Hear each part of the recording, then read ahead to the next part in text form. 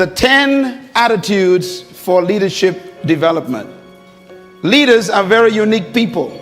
They have a very simple distinction, and that is their thinking is different.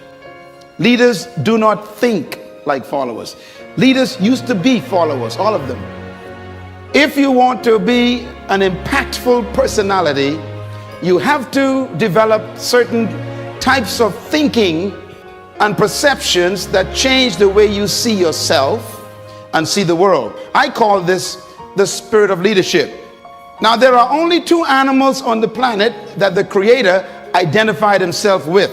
I've read hundreds of books, and that's my commitment. For the last 20 years, I've been reading 4 books a month. And that gives you an idea of how much reading I do. Because if you're going to become influenced in the world, you have to be a reader. And when I read the Bible, I was shocked to find that there are 2 animals that the Creator identified himself with. The first one is the eagle, and the second animal is the lion. And when I identified those 2 animals as his favorite to identify himself with, I recognized I better study these 2 animals, because if he is the leader of the universe and I want to be a leader on earth, I better find out the nature of these animals and also the attitude of these animals. And I discovered that both of them are the kings of their domain.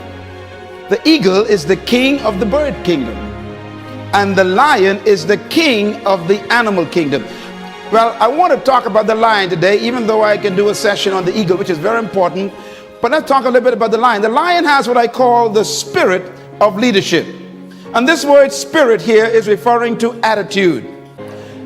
A leader has an attitude that makes him or her different from followers. And the lion exhibits that attitude.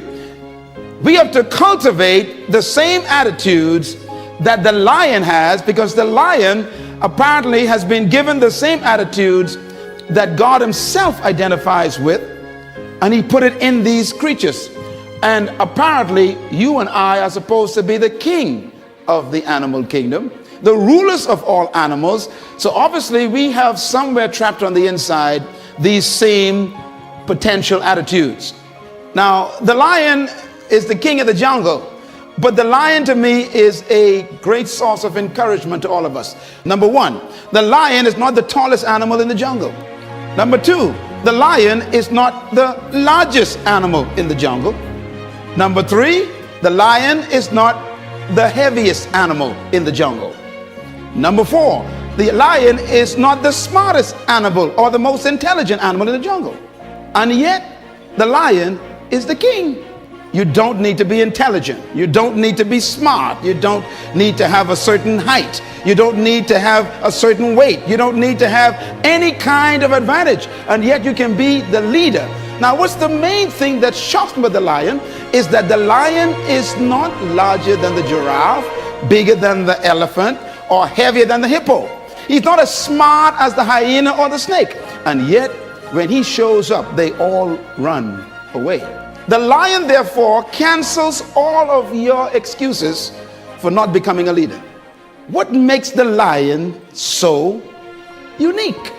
An army of sheep led by a lion will always defeat an army of lions led by a sheep, because leadership can transform cowards into violent warriors. Why would a lion become the king of the jungle when he has all of those limitations? He's not the tallest, not the strongest, not the smartest, not the heaviest, not the most intelligent, but yet he runs things. The lion is the king of the jungle because of one word: attitude. The lion has a different attitude that makes every animal afraid of him. Now, we don't want to lead by fear, but it does take respect for you to become a leader. When I use the word fear in the jungle, we're talking about respect. The elephant respects the lion. The hyenas respect the lion. The giraffes, they respect the lion. What makes these massive animals respect such a small cat? The attitude is the difference. For example, a lion will see an elephant And the thing that comes to his mind, one word, lunch. Now the elephant is 10 times the size of the lion, probably 50 times heavier, and has more power. One stomp of his feet could destroy the lion. But when the lion sees the elephant, he doesn't look at size and weight and strength and power. He looks at lunch. I could eat this thing. And he acts the way he thinks. You see, the size is not the problem. The weight of the elephant is not his concern. What makes him act is the way he thinks. And because he thinks he can eat the elephant, he attacks him. Leadership attitude. Now here's another amazing mystery. The elephant is larger, bigger, stronger, more powerful, heavier, and more intelligent. And yet when the elephant sees the lion, one word comes to mind: eater. The elephant is controlled by the way he thinks. He thinks that he is lunch.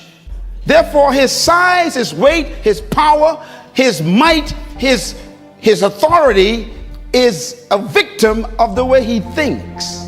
It doesn't matter how big you are, how intelligent you are, how many degrees you get. It's your mind that keeps you small. And it doesn't matter how small you are, or how unintelligent you may seem to be, or how much you don't have. It's your mind that makes you the leader. Attitude. The difference between a leader and a follower is attitude. Why? Because it is unique attitudes that distinguish leaders from followers. They think differently. And that's because attitudes produce certain behaviors. And those behaviors stretch the leader beyond the limitations of the norm. In other words, it is the thinking of the person that makes them see circumstances differently. How do you think? Write this down. Attitude is a product of belief. This is very important to develop your leadership. Attitude is a product of belief. You cannot have an attitude beyond your belief. So your attitude comes from your belief system. The lion is the king because of what he believes about himself and what he believes about the elephant and the giraffe. He believes that they are lunch and he believes he can eat them. His belief system controls the whole situation when they meet. I was born in a house on 4 rocks, 2 bedrooms, 11 kids, 1 mother, 1 father. 1 bedroom for my mom and dad, the other for my 7 sisters. And of course the boys had to find somewhere to sleep.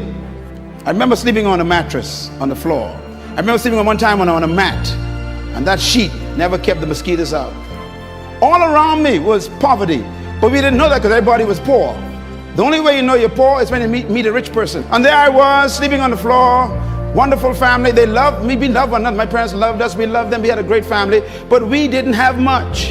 And every opportunity was around me to think negative. I was on the other side with alcoholics all over the place. And I remember my mother and father would tell us things to fix our belief system. They would say, you can do anything you want to do, son. And they said that when I was sleeping on the floor. They were working on my belief system. And then they taught us the Bible. Now, I don't know about you and your belief about the Bible made me what I am today. So don't you talk bad about the Bible. And if you don't believe in the Bible, that's okay. I'm doing just fine, believe me. And the Bible helped me become what I am. But it was that book that checked my thinking. Ephesians 3 verse 20. Don't you laugh at the Bible. The verse said, now unto him who is able to do exceedingly abundantly above, far beyond all you can ever ask, think, or imagine, according to the power that worketh within you. I went from an F student to an A student in 1 semester because of my belief system. I graduated head boy. It was my what? Belief system. No one can live beyond the limits of their belief. So if you want to live beyond what you're living now, you have to change your belief system. Leaders are born when you have the discovery of a new belief system. The secret to anyone rising is what happens in their belief system. Your life is what you think it should be. That's exactly what you are right now. You are what you thought you should be. And if you don't like who you are, you got to change what you think you should be. That's how leaders are born. No amount of training in leadership skills or management methods or titles, No amount of promotion or associations with rich people or smart people can ever substitute for the right attitude. No substitute for it. As a matter of fact, your leadership development is